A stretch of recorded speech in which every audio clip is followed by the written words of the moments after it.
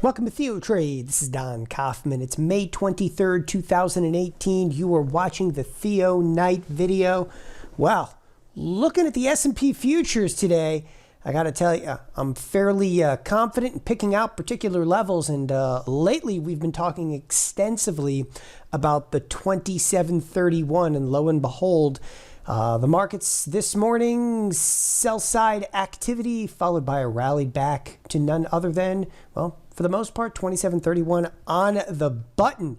And hey, listen, I am your consummate bear. This is not exactly the level I wanted us to be at. Nevertheless, it's kind of like watching a bad movie, yet it's one that you happen to star in. So here we are once again at 2731 in the S&Ps. I also want to go back and talk about, it was about 10 days ago, I did a weekend update, and I was talking about kind of redefining volatility. And the reason I said, you kind of almost have to redefine volatility is because we had these explosive moves back to the upside. Well, if you look back at trading in literally like the last 24 hours, one thing I've talked about again extensively is being on the buy side of option premium right now. Here's a move, and I just want to point out, and granted, this is, a little bit of an overnight move, but, the S&P has moved down from 2722 all the way down to 2704. Only to turn around, and again, this is, cash market open over here, but the market moved from the cash market 2710 to 2731. You're like, oh, I don't care. So what? So what? We moved from 2710 to 2731. Now, the point here is not per se to be bullish or bearish. Let's forget about bullish or bearish for just a second. All right? Listen, I've got a lot of bearish positions on and, caught on the wrong side of this move or caught on the wrong side of that move. Quite frankly, we just keep ending up at 2731. So to me, it's neither here nor there. In fact, if you look back at some of the recent trade, and I'll come back to that 2731, all we've been doing is channeling in and around it. So here we are once again stuck in the Don bad movie of 2731. But the point to be made, okay, if you look from the cash market open, which again, we opened right around 2710, we ended the day right at 2731. So you get this, 20-point plus move.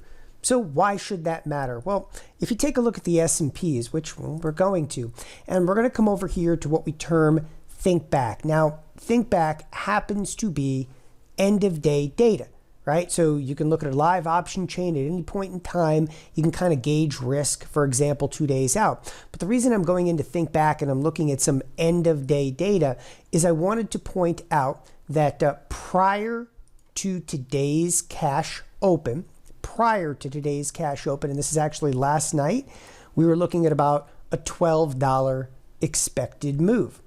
Ironically, this morning, right at the opening bell, this morning, the expected move was right around $10. And yet, once again, even here's the SPX. We moved from what, 2712 all the way up to 2733. So you're getting like a 20-point range on intraday trade, and yet the options market, is only pricing in this $12 move.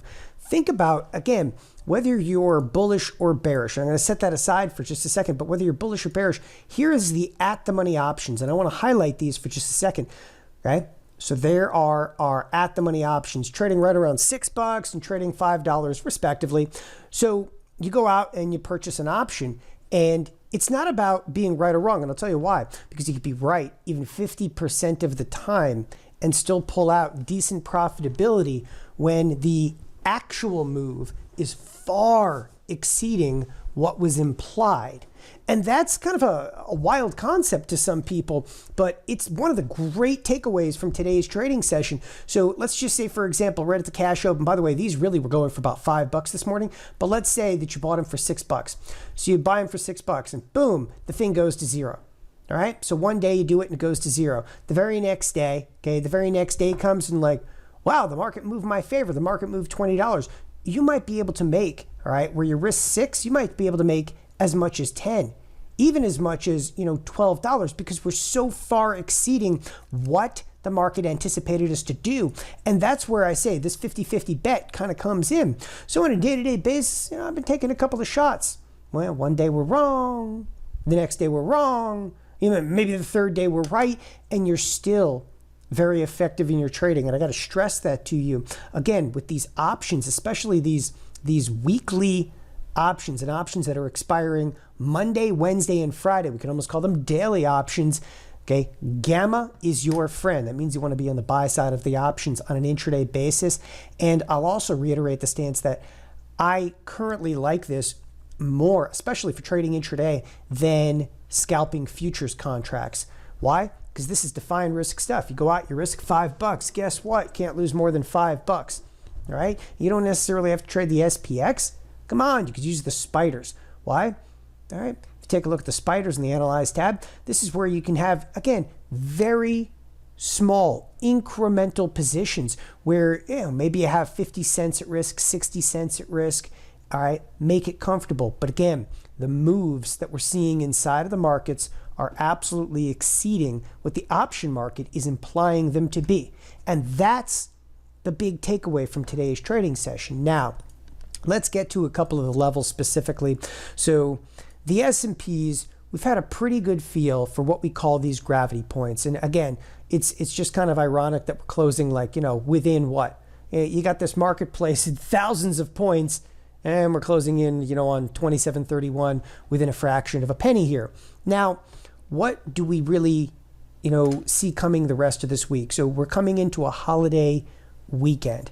Okay, one of the things that really comes into perspective coming into the holiday weekend is liquidity going to start to dry up? If liquidity dries up, we may grind a little bit. In this particular case, maybe we grind a little bit higher, but the edge of the expected move, and that's important for us too, the edge of the expected move, this is what the SPX is expected to do on the week, is somewhere right around 27.45.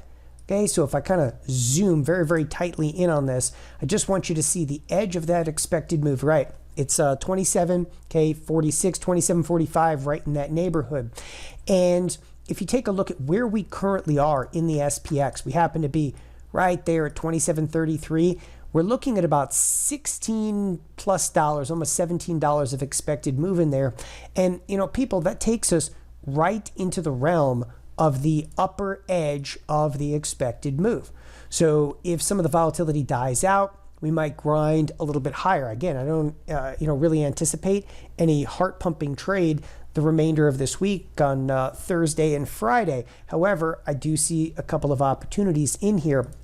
One of the opportunities that I see, the dollar has been explosive, absolutely explosive to the upside. Okay, I would expect that this may actually be a little bit of a kind of a reversal in it, and that we may get the dollar cooling off. Now, with the dollar cooling off, that's not necessarily the trade, but the dollar cooling off, I'm going to be looking for a bounce back in the emerging markets. So the emerging market ETF, a bounce. And I would actually look for a fairly wicked bounce to the upside in the EEM as this week kind of progresses. Now, there are two different things that you want to consider inside the EEM.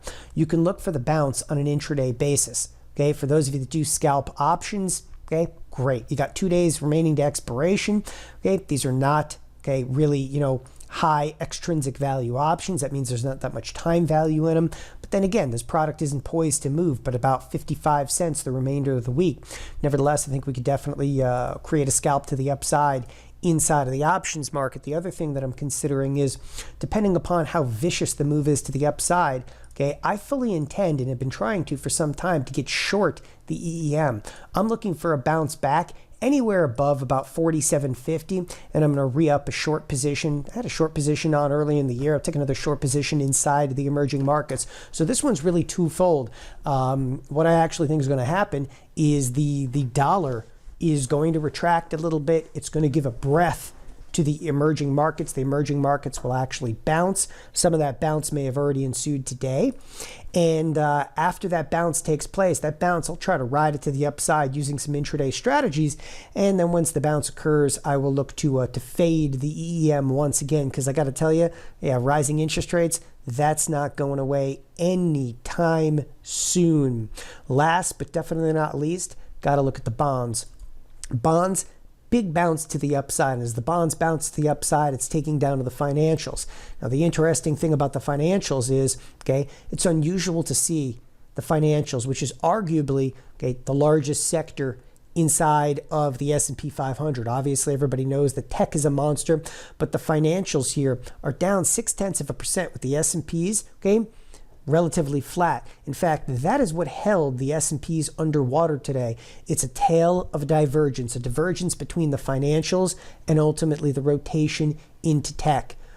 Look again for slight weakness inside of those financials. At the same time, for EEM bounce, again, both of them I happen to be looking for, okay, longer duration bearish positions. Thanks everybody for joining us here at TheoTrade. Have a wonderful evening. Bye-bye.